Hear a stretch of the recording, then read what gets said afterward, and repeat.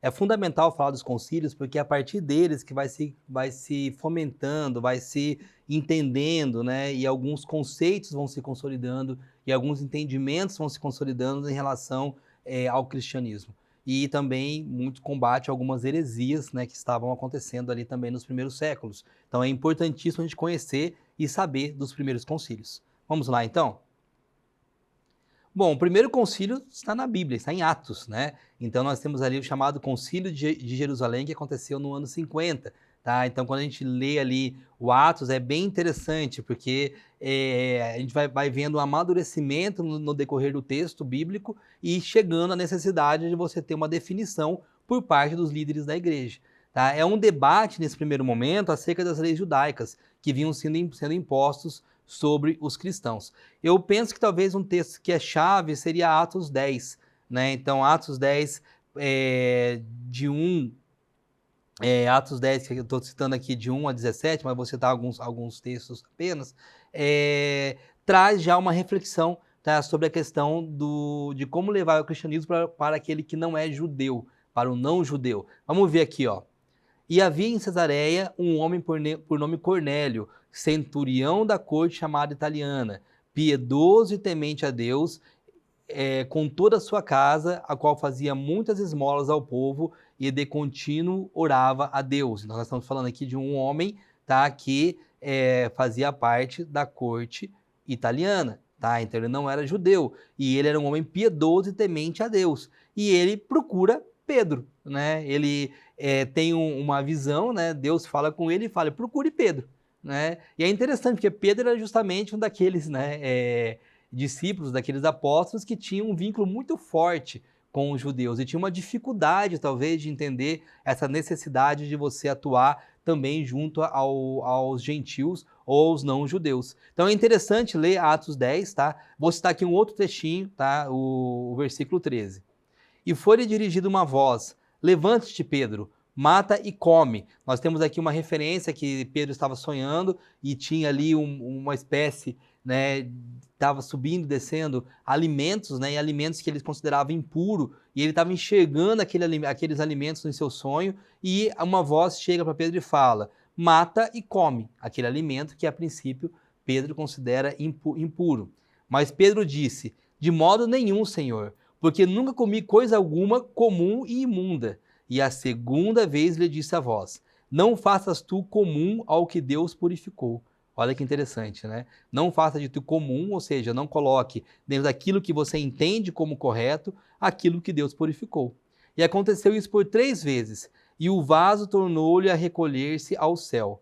E estando Pedro duvidando entre si acerca do que seria aquela visão que tinha visto, eis que os homens que foram enviados por Cornélio pararam à porta, perguntando pela casa de Simão, né, de Simão Pedro. Veja, o que está acontecendo aqui? Deus está falando para Pedro, Pedro, você você não tem que entender que é impuro aquilo que eu estou dizendo que é puro. Você não tem que entender como comum aquilo que eu estou purificando.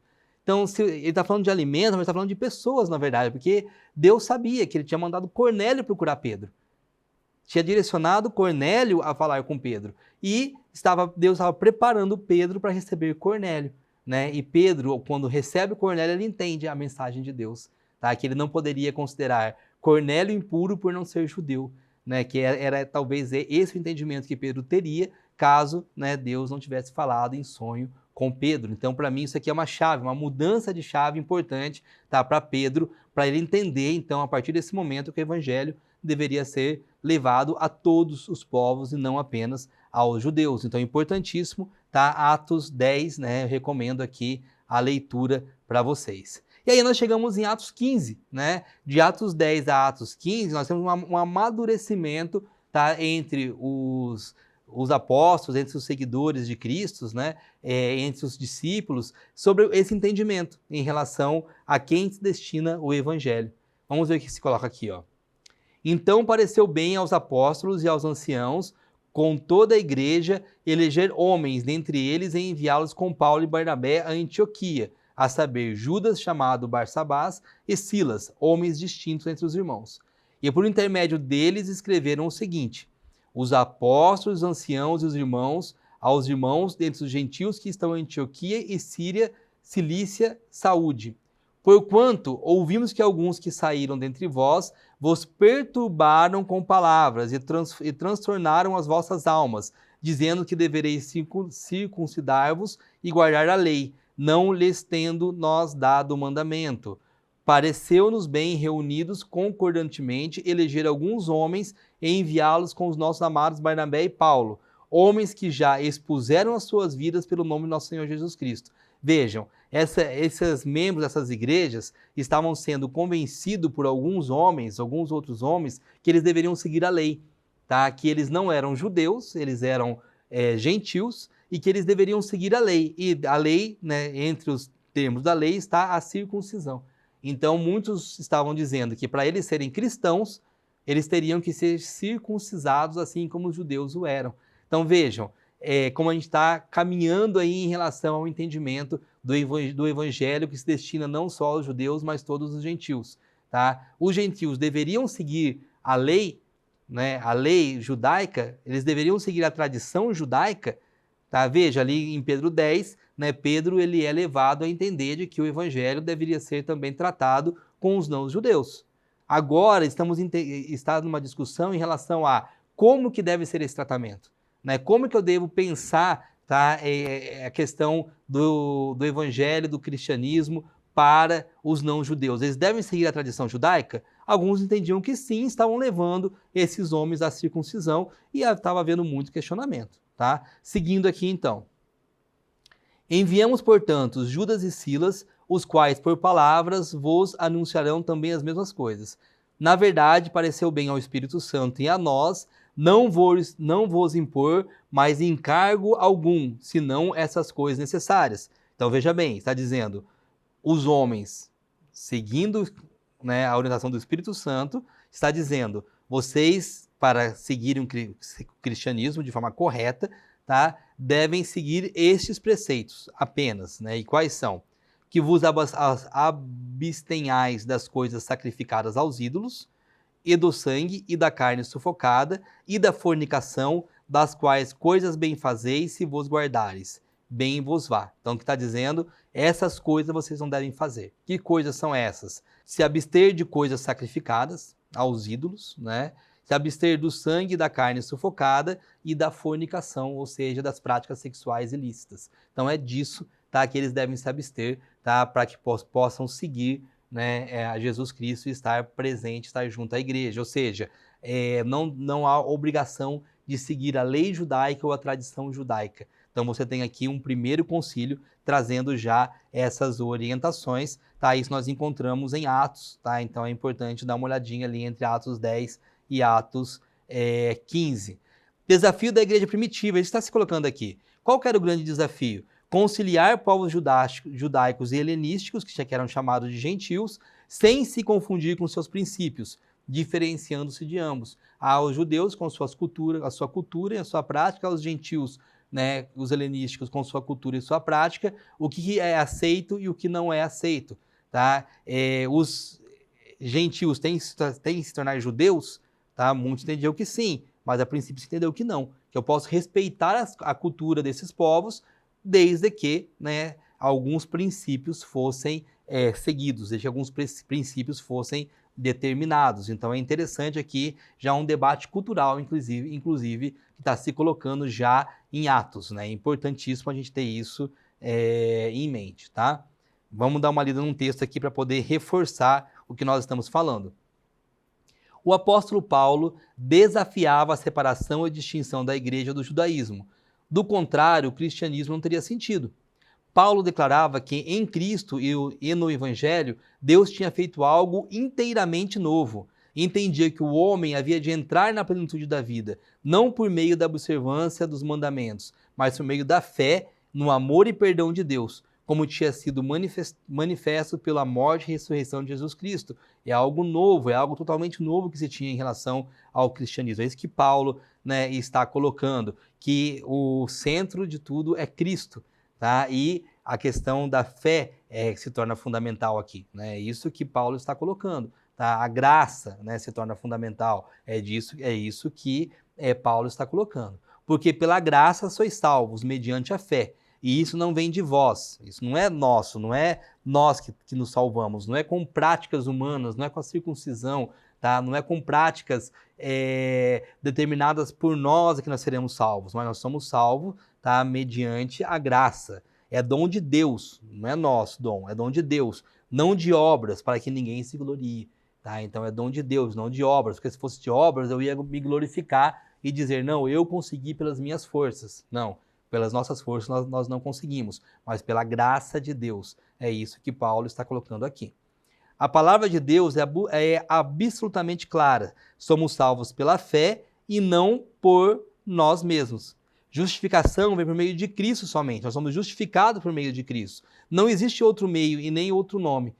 Se alguém crê que existe outro meio fora de Cristo, então o que Jesus fez na cruz não é totalmente e exclusivamente suficiente para a salvação da humanidade. É como se eu precisasse de mais alguma coisa. Né? Jesus morreu na cruz, então a graça vem da morte de Jesus mais alguma coisa. Tá? Vem do derramamento de sangue de Jesus pelos nossos pecados, pela justificação, pela graça e mais alguma coisa. Paulo está dizendo que não, tá? Que é suficiente o sacrifício, né, de Jesus Cristo na cruz. E esse primeiro concílio, né, reforça, né, essa ideia que não é necessário você seguir padrões de comportamentos judaicos para você ter a salvação. Tá? Mas a salvação estaria em Cristo Jesus. Então isso é importantíssimo, que você está definindo, né, alguns elementos, né, que seriam fundamentais para a expansão do cristianismo. Bom, esse foi o primeiro concílio. Depois a gente vai ter o segundo concílio, que é o concílio de Nicéia, que é justamente o concílio que vai tratar da controvérsia ariana. Tá? Ário, ele era um presbítero da região de Alexandria, no Egito, tá? Onde ensinava que Cristo era um ser criado. Né? Então, é a ideia de que Cristo ele não era Deus. Né? Ele não era Deus, ele era um ser criado por Deus. Ele era um ser criado, talvez, numa condição e numa situação melhor do que o homem, estaria acima do homem, mas ele não seria Deus, ele seria criado. Ou seja, ele não era da mesma substância que o Pai. Para ele, Cristo não era eterno, e sim o primeiro a ser criado por Deus. Né? Seria o Filho que tem o princípio, mas não era Deus. Veja, há uma confusão em relação à própria ideia de trindade, Pai, Filho e Espírito Santo sendo Deus. Então, o Concílio de Nicéia, ele vai existir justamente para trazer orientações, tá, em relação ao Deus Pai, Deus Filho, Deus Espírito Santo, e para combater a heresia ariana. Né? Seus ensinamentos apresentavam Cristo como se fosse um Deus inferior. Né? Olha que interessante. Crendo dessa maneira, Jesus Cristo não possui a mesma essência divina e nem a existência eterna com o Pai. Na verdade, a essência do cristianismo ele se perderia aqui, tá, com o arianismo. Então, o Concílio de Nicéia tem esse papel de combater, né, essa percepção ou combater, né, essa teoria ariana. E aí nós temos o credo, né, o credo de Nicéia, que diz: cremos em um só Deus, Pai Todo-Poderoso, Criador de todas as coisas, visíveis e invisíveis. Nós estamos aqui determinando e tratando, tá, da ideia de um monoteísmo. Cremos em um só Deus. Em um só Senhor Jesus Cristo, o Filho de Deus, unigênito do Pai, da substância do Pai. Veja, né, estamos tratando aqui já, trazendo essa ideia de Deus Filho e Deus Pai como sendo uno. Luz de luz, Deus verdadeiro, gerado, não criado, consubstancial ao Pai, por quem foram criadas todas as coisas que estão no céu ou na terra, o qual por nós homens e para nossa salvação desceu do céu, se encarnou e se fez homem, padeceu e ao terceiro dia ressuscitou e subiu ao céu, ele virá novamente para julgar os vivos e os mortos, e cremos no Espírito Santo. Então esse é o credo de Nicéia, tá? Importante para entender também, né, como que o credo ele vai, né, ganhando corpo e ele vai também se transformando no decorrer do tempo. Concílio de Constantinopla, né?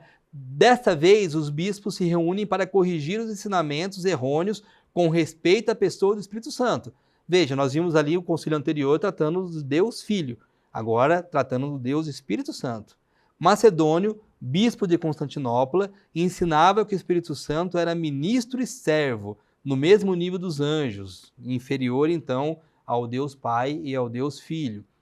Cria que o Espírito Santo era uma criatura subordinada ao Pai e ao Filho. Então é mais uma heresia que deve ser combatida aqui, né, pelo concílio. Tá? Então veja, um concílio anterior para combater a heresia em relação ao Filho, e agora um outro concílio para se combater a heresia em relação ao Espírito Santo. E nós temos, então, tá, um novo credo se colocando aqui, credo niceno-constantinopolitano, juntando, né, os dois concílios. Vamos lá, vamos dar uma lida aqui? Creio em um só Deus, Pai Todo-Poderoso, Criador do céu e da terra, de todas as coisas visíveis e invisíveis. Creio em um só Senhor Jesus Cristo, Filho unigênito de Deus, nascido do Pai antes de todos os séculos. Luz da luz, Deus verdadeiro de Deus verdadeiro, gerado não criado, consubstancial ao Pai. Por ele todas as coisas foram feitas, e por nós, homens e para a nossa salvação, desceu dos céus e encarnou pelo Espírito Santo no seio da Virgem Maria e se fez homem. Também por nós foi crucificado sob Pôncio Pilatos, padeceu e foi sepultado, ressuscitou ao terceiro dia, conforme as Escrituras, e subiu aos céus, onde está sentado à direita do Pai. E de novo há de vir em sua glória para julgar os vivos e os mortos, e o seu reino não terá fim. Creio no Espírito Santo, Senhor que dá a vida e procede do Pai, e com o Pai é adorado e glorificado. Ele que falou pelos profetas, creio na Igreja Una, Santa, Católica e Apostólica, professa um só batismo para a remissão dos pecados e espera a ressurreição dos mortos e a vinda do mundo que há de vir. Amém. Veja, aqui está se reafirmando então, Deus Pai, Deus Filho, Deus Espírito Santo, está se reafirmando, né, que Jesus Cristo desceu, nasceu para a remissão dos nossos, morreu para a remissão dos nossos pecados e reafirmando o papel da igreja. Então, importante aqui, né, como a gente vai reafirmando, né, e vai entendendo como isso foi acontecendo no decorrer do tempo. Vamos ter depois o Concílio de Calcedônia, tá, que tratava-se de uma outra controvérsia. Então, veja, os concílios estão aqui tratando de heresias nesse primeiro momento, né? Tratava-se de uma controvérsia cristológica que discutiu sobre as duas naturezas de Jesus Cristo. O concílio terminou por condenar o monofisismo promovido por Eutico. Quem que era Eutico? Eutico, um antigo monge da igreja, negava que Jesus Cristo existia em duas naturezas depois da encarnação, né? Totalmente homem, totalmente Deus. O concílio decidiu que em Cristo há duas naturezas, a humana e a divina, unidas em uma só pessoa. Então se reafirmou essa ideia, né, de que Jesus Cristo é homem e é Deus. Tá? Então é interessante a gente entender isso, que isso foi se construindo no decorrer do tempo. Tá? Conclusão de Calcedônia. Fiéis aos santos pais, todos nós, perfeitamente unânimes, ensinamos que se deve confessar um só e o mesmo Filho, nosso Senhor Jesus Cristo, perfeito quanto à divindade e perfeito quanto à humanidade, verdadeiramente Deus e verdadeiramente homem, constando de alma racional e corpo, consubstancial ao Pai, segundo a divindade, e consubstancial a nós, segundo a humanidade, um só e o mesmo Cristo, Filho Senhor unigênito, que se deve confessar em duas naturezas, sem confusão, sem mudança, sem divisão, sem separação. Então, veja que você está construindo aqui, né, aos poucos, né, as bases do cristianismo, tá? E os concílios têm muito esse papel, tá? Então, em relação aos concílios, né, acho que é importante a gente entender que isso foi se construindo no decorrer do tempo, e paralelamente aos concílios, é importante entender também que estava se constituindo, né, o grande documento que vai ser a base, tá, do cristianismo, que é o Novo Testamento. Tá? Se nós temos o Velho Testamento, né, que é um livro importante, que não vai ser negado pelos cristãos, muito pelo contrário, né? Entende-se que o Velho Testamento ele é a base, ele é fundamental, ele é importante, porque ele aponta para Cristo. Nós temos aí a construção do Novo Testamento. Se eu tenho os concílios, né, acontecendo para você combater as heresias e determinando os elementos centrais da fé cristã, nós temos o Novo Testamento que vai trazer as narrativas, né, em relação ao cristianismo, né, em relação a Jesus Cristo nos evangelhos e à Igreja de Cristo, né, a partir dos evangelhos em seguida. Vamos lá. O Novo Testamento é o conjunto de livros que compõe a segunda parte da Bíblia. Conteúdo escrito após a morte, ressurreição e ascensão de Jesus Cristo. Juntamente com o Antigo Testamento, compõe as Escrituras Sagradas ou a Bíblia, ou seja, juntamente, tá? O Antigo Testamento e o Novo Testamento juntos, tá? Não é só o Novo Testamento. O Novo Testamento e o Antigo Testamento compõem as Escrituras Sagradas ou a Bíblia. O que nós temos? Nós temos uma busca a partir do século II, no século III, de entender quais seriam os livros que iriam compor esse Novo Testamento, qual seria o cânon.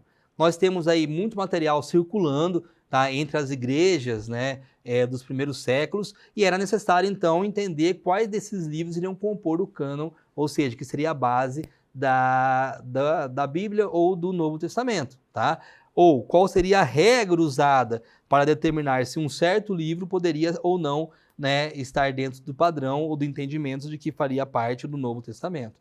Tá? A formação do cânone bíblico ele se deu de forma gradual, claro que a partir das orientações do Espírito Santo também foi determinando, né, quais livros que iriam compor, tá, esse cânon, e foi formado num período aproximadamente de 1.500 anos. A gente vai ver que vai ser só, né, a gente vai ter só ali na época da Reforma, né, realmente determinando qual que é o cânon e o que vai compor o Novo Testamento. Vamos lá então. A fase 1 seria justamente dos séculos 1 ao 2, tá? Onde eu tenho a circulação dos primeiros livros entre os cristãos, além do Antigo Testamento. Os cristãos eles tinham a base do Antigo Testamento e os primeiros livros. Havia os livros principais, né, que seriam os evangelhos, né, alguns evangelhos. Algumas epístolas e o Apocalipse de João eram considerados livros secundários no primeiro momento. E havia ainda outros grupos de livros que não seriam considerados para o Novo Testamento, como um famoso livro chamado Pastor de Hermas, ok? No século II ao III, tá, encerrou-se o período de inserção de novos livros, então você tinha todo esse material circulando, não se entra novos materiais, né, nessa início de composição do cânon, então começou-se a uma distinção entre os livros mais citados e os mesmos citados pelos teólogos. É interessante buscar os pais da igreja, né, a leitura dos pais da igreja, para entender também como isso foi se constituindo aos poucos. Alguns livros tidos como secundários começaram a ser citados com mais frequência. Tá? Tais escritos passam a ter a mesma importância que o Antigo Testamento. Tá? Então esse material, esses livros são os mais citados, mais usados, tá, pelos estudiosos. Eles passam então a compor, tá, esse conjunto de livros que passam a ser utilizados juntamente, tá, com o Antigo Testamento. A fase 3 seria o século IV, então, tá? Onde nós temos Santo Atanásio, tá? Um dos pais da igreja, em sua epístola de número 39, foi o primeiro a apresentar os 27 livros do Novo Testamento. Tá? Não se torna padrão de imediato, mas já é um primeiro indicativo. Né? Alguns livros bastante lidos não foram incluídos nessa primeira composição do Novo Testamento. Okay? Isso vai ser consolidado com o Concílio de Trento. Né?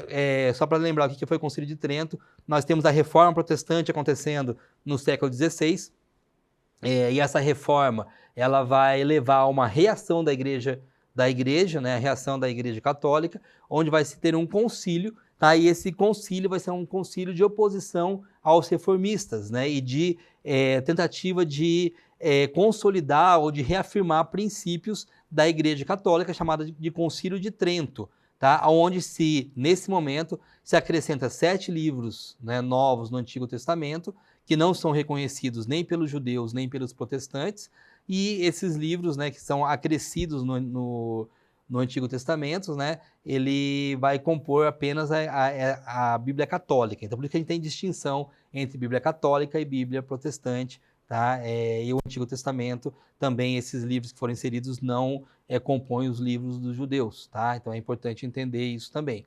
Esses livros são conhecidos pelos católicos como deuterocanônicos, tá? Ou seja, um segundo cânon, e pelos protestantes pelo termo apócrifos, ou seja, sem inspiração divina.